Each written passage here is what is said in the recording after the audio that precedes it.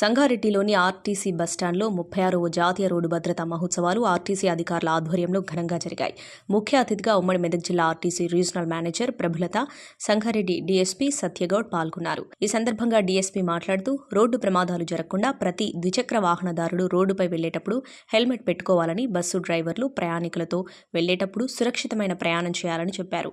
Regional manager ప్రయాణికులకు సురక్షితమైన ప్రయాణంతో తీసుకెళ్తున్న సంస్థ ఆర్టీసీ అని, ప్రమాదాలు జరగకుండా శిక్షణతో కూడిన డ్రైవర్ల బస్సులు నడిపిస్తున్నామని, రోడ్డు ప్రమాదాలు జరగకుండా అనేక అవగాహన సదస్సులు ఏర్పాటు చేస్తున్నట్లు చెప్పారు.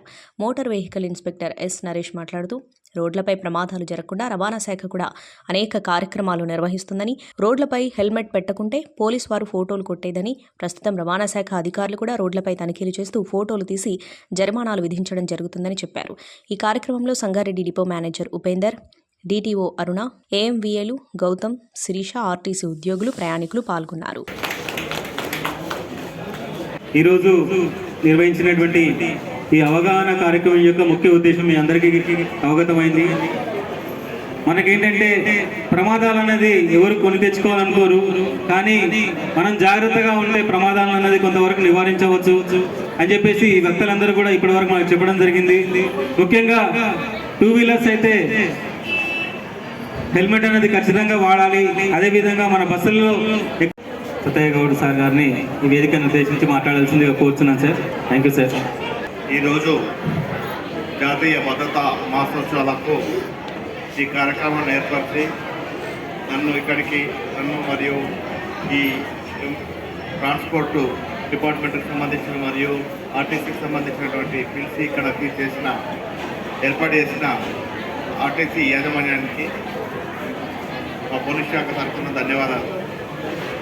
ఈ కార్యక్రమం ముఖ్య ఉద్దేశం ఏంటంటే ప్రజల యొక్క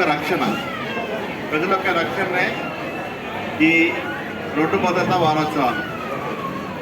ఎందుకంటే ఇందాక నాతోటి ట్రాన్స్పోర్ట్ అధికారి మీకు హెల్మెట్, సీట్ బెల్ట్ యొక్క ప్రాధాన్యత చెప్పారు.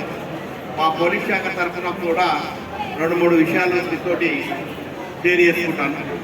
చాలామంది మేము ఎన్నో రోజుల నుంచి బండి నడుపుతున్నాం, మాకేమవుతుంది లేదని చెప్పేసి ముఖ్యంగా ఈ డ్రంక్ అండ్ డ్రైవింగ్, మద్యపానం సేవించి వెహికల్స్ నడుపుకుంటూ దానివల్ల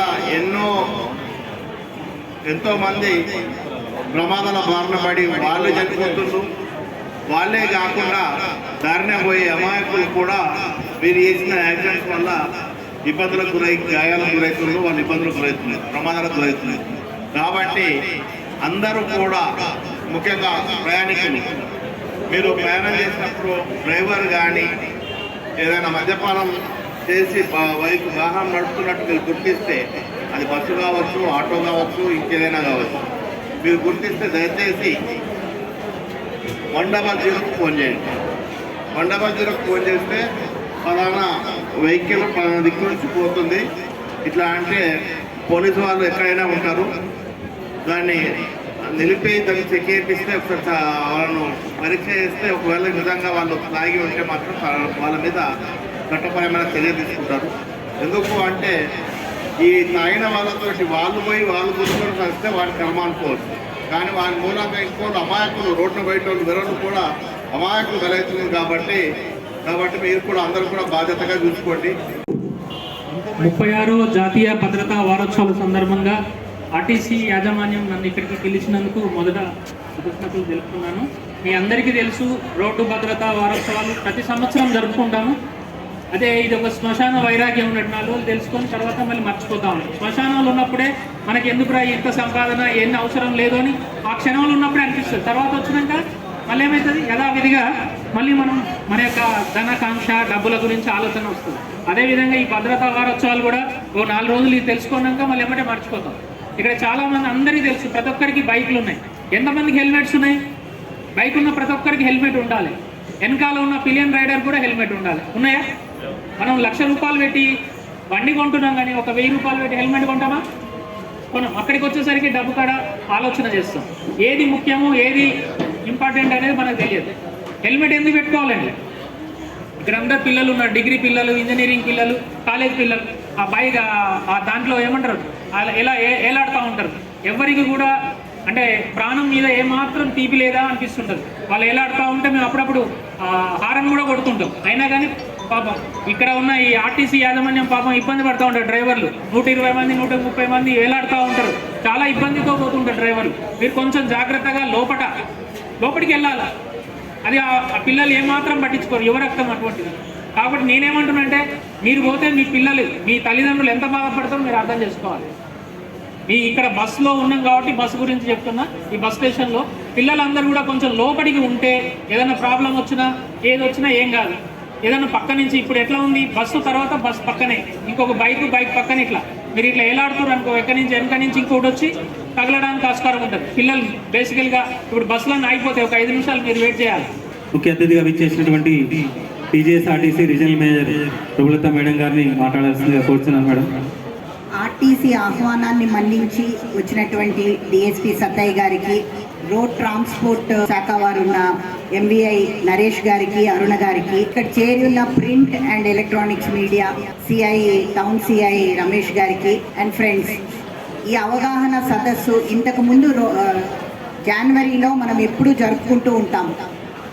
నేషనల్గా మనం ఈ రోడ్ సేఫ్టీ వీక్ అనేది జరుపుకునేది వారోత్సవంగా జరుపుకునే వాళ్ళము. తర్వాత పక్షోత్సవంగా అయింది, ఇప్పుడు మాసోత్సవంగా చేసుకుంటున్నాము. అంటే ఎన్ని ప్రమాదాలు జరుగుతున్నాయనే ఉద్దేశంతో సెంట్రల్ గవర్నమెంట్ వారు దీన్ని మాసంగా చేసుకోవాలి, ఒక 1 month ప్రోగ్రామ్గా చేయాలి అనే ఉద్దేశంతో మా ప్రతి సిటిజన్కి దీని అవగాహన రావాలనే ఉద్దేశంతో ఇది 1 month ప్రోగ్రామ్గా నిర్ణయించారు. దానిలో భాగంగా ఆర్టీసీ వారి తరఫున మేము ఈరోజు ఈ అవేర్నెస్ ప్రోగ్రామ్ పెట్టాము సంగారెడ్డి డిస్ట్రిక్ట్లో. మన ఎంవిఐ గారు చాలా బాగా చెప్పారు.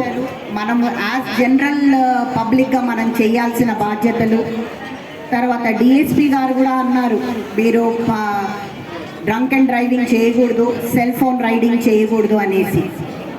మీరు డిఎస్పీ గారు అన్నారు మేము డ్రంక్ అండ్ డ్రైవింగ్కి ఈవెన్ ఆర్టీసీ వాళ్ళని చేయాలి, డ్రైవర్స్ని కూడా వాళ్ళని టెస్ట్ చేయాలని మేము ఆల్రెడీ చేస్తున్నామండి. ఎవ్రీడే మేము రొటేషన్లో వితిన్ 2-3 days ప్రతి డ్రైవర్ని వచ్చిన డ్యూటీకి వచ్చే డ్రైవర్ని అందరినీ చెక్ చేయించి పంపిస్తున్నాము. ఎవరికన్నా ఆల్కహాల్ కంటెంట్ ఉంది అని అంటే మాత్రం పక్కన పెట్టేస్తున్నాం. Hi everybody, this is Kiriti Damaraju. Like, share and subscribe to Saira TV. Oh, Saira!